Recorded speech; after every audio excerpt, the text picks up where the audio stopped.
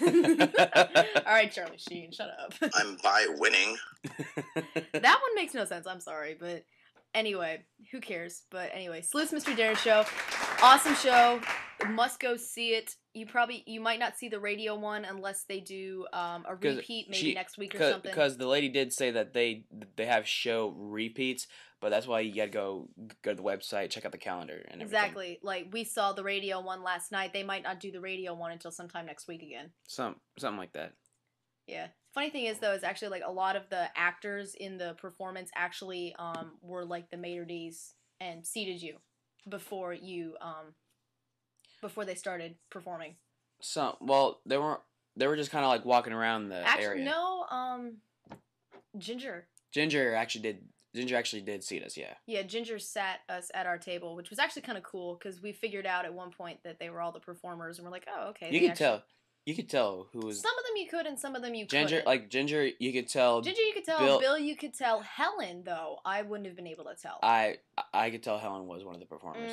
I couldn't, mainly because of the way she was performing. But no, I mean, I was looking at her, and she was a little more over the top than some of the other waiters were. I'm like, she's probably one of the people in the show. Well, anyway, could talk about. I guess now that we're done talking about Sleuth's Mystery Dinner Show. We could talk about some more improv stuff. Mm-hmm. That's always fun. Yeah. Usually, like, I figured, like, I don't understand sometimes, like, I love improv as much as the next person. It's usually hilarious when I hear it or when I'm actually performing in it, because it's always fun to say something that someone's going to look at you and go, what? Or they could just, look at you and say something like this. Who the hell do you think you are? Something like that. I actually took part in an improv game one time where our situation was a group of about 5 of us were stuck in prison, and one of the 5 kept continually playing the same song on a harmonica, and we actually gave the guy the harmonica, and he continued to play this song the same way, and my line was actually the first line, so mine would be like, my line was something like, do you have to play the same song all the time? So it... Hell yeah! Anyway, but, improv's always fun. Like, Mike, have you had any improv experience other than this show? Experience? Shut up. Other than this show. Well, I mean, I've been doing theater since high school. I mean, I started doing theater, little kid preschool theater. Me too. When I was like 5. Very first thing I was in was the Birmingham Musicians, and I was the Dogga. The first show that I ever actually had like a main starring role in was a show called Solid Rock Cafe. What's that about? We actually none of it was ever improv. I mean, I may have thrown in a few things in there, but this was when I lived in Miami. All the little kids always participated in the show, and the school only went up to about 6th grade. Mm-hmm. We didn't have a middle school or a high school at Perrine Baptist, so we were like, okay, well, because it only goes up to 6th grade, and then you jump to some other school. Uh-huh. And we always did, like, shows, like, big showstoppers. And one of them, my 6th grade year... Show-stopping number. ...was a show called Solid Rock Cafe. And I was a waitress. I was one of the 3 main waitress/maitre d' type characters. And I was supposed to be one of the ones that was not able to sing well. The contradiction is most of the time... I don't remember the character's name now, but she actually had to sing a lot of the songs. And I had to sing them correctly. So I was like, the character's not supposed to be able to sing. Why am I singing?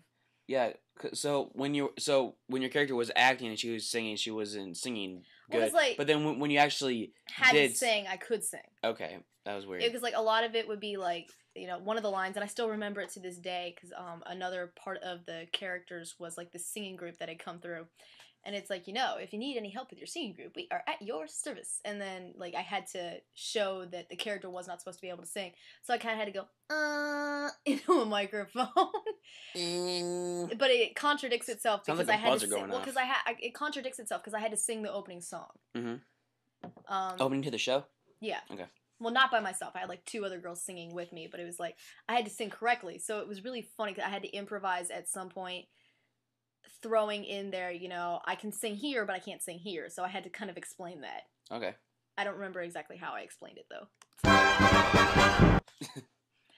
No, I did not go to the fellas at the freaking FCC. I did not go to the FCC for that one. But that one is actually a show-stopping number, literally. Yeah, actually, and I've done a couple of other show-stopping numbers later. My personal... What's the smallest part, Mike, that you've ever had in a show, other than the Bremen Time Musicians? That wasn't a small part. It was one of the main characters. Okay, close enough, whatever. Smallest part I've ever had in a show was Wizard of Oz. But we did it freshman year. I was one of the witch's guards, and I was an Ozzy, and those are the two smallest part.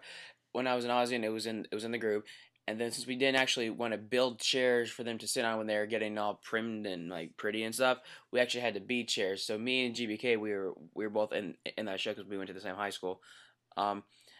And one of the guys playing the line, his name was Michael Harrison. Me and GBK had to be a chair for him, so we had to. So we both had to get down on one knee. I'm on one side, GBK's on the other side, and Michael Harrison just sitting down on our knees. And during rehearsal, I'm like, ugh! And then he's like, and then Michael Harrison goes, he's like, come on, Quinn, be a man. Nice. The smallest part that I think sorry, go ahead. I think the smallest part I actually have ever had in a show was, again, it was back in Miami. We did a show that was based on The Good Samaritan. And I was supposed to be the innkeeper, except I never said anything. You didn't have any line. It was kind of like a Survivor / Good Samaritan type deal. And part of it was they had a challenge where they had to get their injured person to the inn. And I was the innkeeper. Mm-hmm. So I was pretty much, if you look back up in the crowd, because they always had the big crowd of kids singing in the back, I'm the only one that you can probably find with a biblical costume on. Mm-hmm. And it was really just funny, because I would stand behind the inn going like, come on, but there's no... That's kind of like being the main character of a show and only have one line. Kind of like, I remember specifically one episode of the Lizzie McGuire show, this is way back in the day, Matt, the younger brother, he was in a show. He was the main character, but he only had one line, and the one line was, the door. I'll be getting that. That was his only line. But he was the main character for the whole show. Well, yeah, of course. I remember that one. Yeah, that one was actually funny. I don't know what he's doing nowadays, though. No, we don't know what he's doing. I think his name is Jake Thomas, isn't it? Yep, it is. Yeah. Lelaine, I haven't seen her do anything in a long time. The only thing anyone's been doing, Hilary Duff, she's been in Cheaper by the Dozen, both movies. She had a couple CDs out. I have no idea what she's doing now. I think they all dropped off the face of the planet. No, Hilary Duff, she still does a lot. She recently just guest starred in an episode of Law and Order SVU.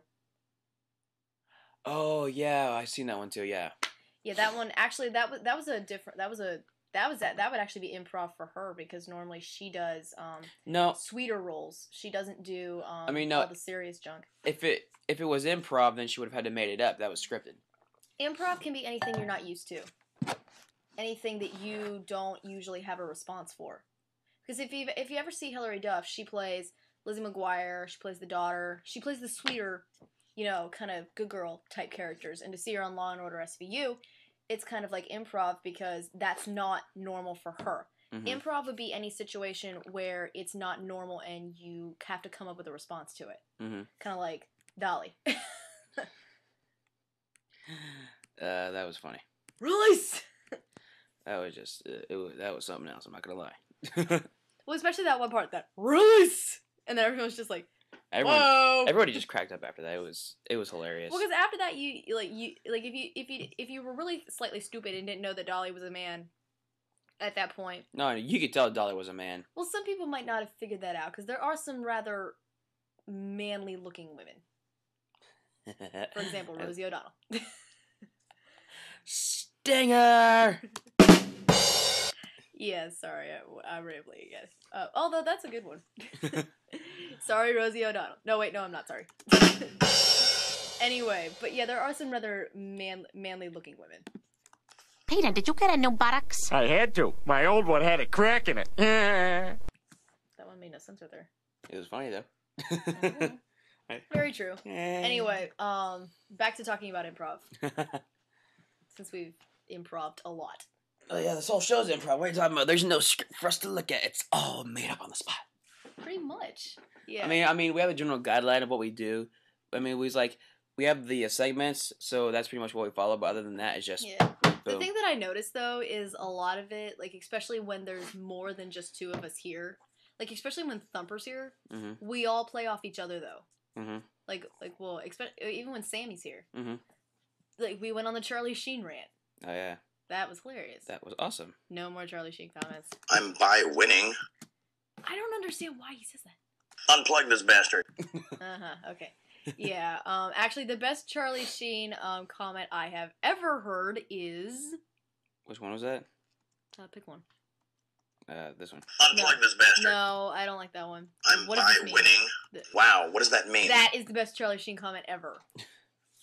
Yeah, cause we got the interview last time, and we just kind of cracked up and made comments like after each spot of him, but it was funny as Yeah. hell. We made comments while he was talking.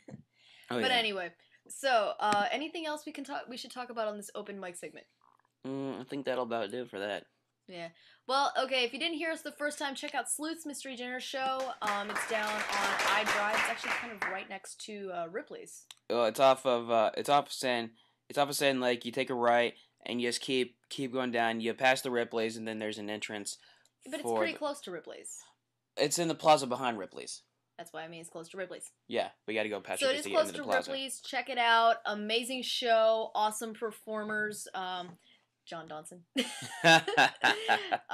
That was one of the performers. His name was Bill. He played two different characters. He played the character that got killed, Tipton, and then he came back and played the detective, minus the wig and with his actual own hair, which was rather long, if I do say so myself. Yeah, but the character he played was a joke on Don Johnson. He called himself John Donson. Yeah, he's like, look at me, I have a badge. You can't buy this in a store, lady. And then he looks at it and he goes, well, yeah, you can right over there.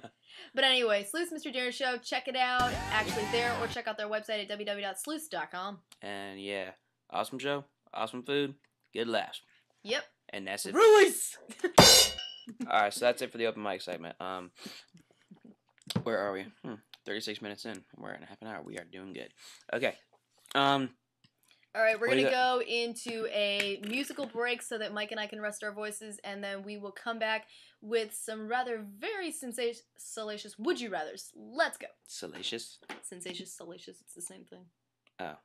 Alright, yeah. We'll be back. You're listening to Mike and the Crew in the morning.